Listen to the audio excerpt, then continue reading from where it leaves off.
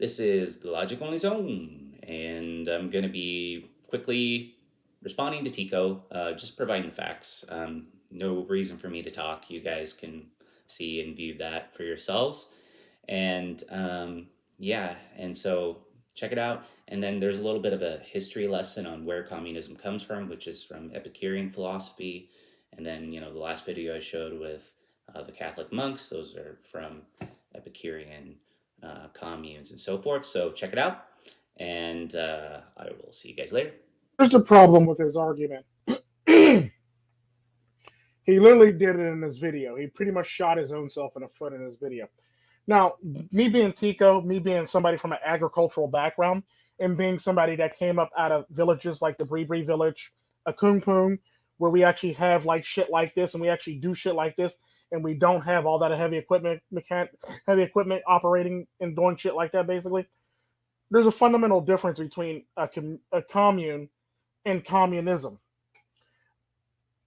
A commune is not communism.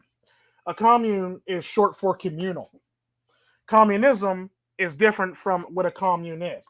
Now, if you don't know the difference, I'll be happy to read them off for you.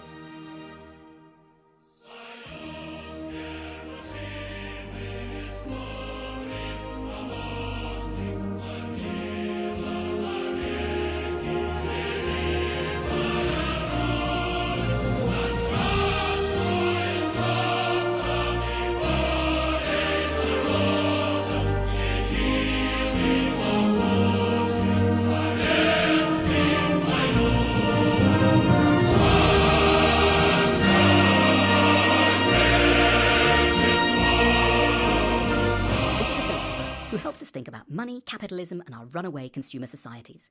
Epicurus was an ancient Greek born in 341 BC. What made him famous was that he spent all his life trying to work out the largest puzzle there is. What makes people happy? Philosophers before him had discussed at length what could make people good. Epicurus preferred to look at what's fun. Unfortunately, the world was bitter and bitchy even then, and when people heard that Epicurus had set up a school to study happiness, the rumours went off the scale. There were tales that the school hosted 10-course feasts and orgies every night. Epicurus was said by one critic to have orgasmed 18 times in a single evening in a bed filled with virgins. It wasn't true. Epicurus and his team were studying happiness, but they were doing it very soberly. The philosopher owned only 2 cloaks and lived on bread, olives, and for a treat, an occasional slice of cheese. As for the bedroom, he merely responded demurely that he'd married philosophy. Having patiently studied happiness for many years, Epicurus came to a set of remarkable and revolutionary conclusions about what we actually need to be happy. He proposed that we typically make 3 mistakes when thinking about happiness. Firstly, we think happiness means having romantic, sexual relationships. But Epicurus looked around and saw so many unhappy couples, their unions marred by jealousy, misunderstanding, cheating, and bitterness. At the same time, he observed how much nicer friendships are, how people tend to be so decent and unpossessive with their friends. Friendship seemed to be where human nature was at its sweetest. The only problem, Epicurus noted, was that we don't see our friends enough. The next thing we ordinarily think we need to be happy is a lot of money. But we tend not properly to factor in the unbelievable sacrifices we're going to have to make to get this money, the jealousy, the backbiting, the long hours. What makes work really satisfying, Epicurus believed, isn't money, but it's when we're able to work alone or in small groups like at a bakery or a boat repair shop, and when we feel we're helping others and in our own minor way improving the world. It isn't really large sums or status that we want deep down, it's a sense of making a difference. And lastly, Epicurus observed how obsessed we are with luxury, especially involving houses in beautiful, serene locations. But beneath our love of luxury, there's really something else we're trying to get at. What we want is a feeling of calm. We want our minds pure, free, not full of the normal bother and chaos. But the great question is, does luxury actually make us calm? Epicurus wasn't so sure.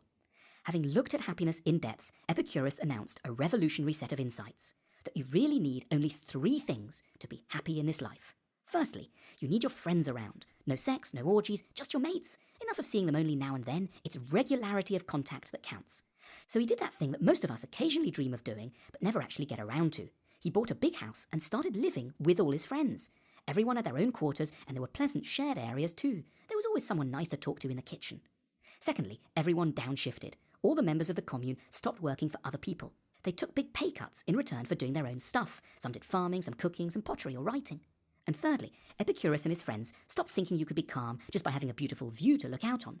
They devoted themselves to finding calm in their own minds, through spending time on their own, reflecting, writing stuff down, reading things, meditating.